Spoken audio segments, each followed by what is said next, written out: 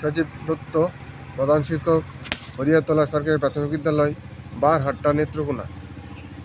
আজকে আমি আমাদের চাকরি জীবনে ভোগকৃত প্রায় 20টি ছুটির একে একে নাম বলবো।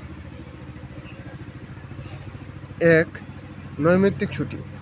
2. মাতৃত্বকালীন ছুটি। 3. অর্জিত ছুটি। 4. চিকিৎসা ছুটি।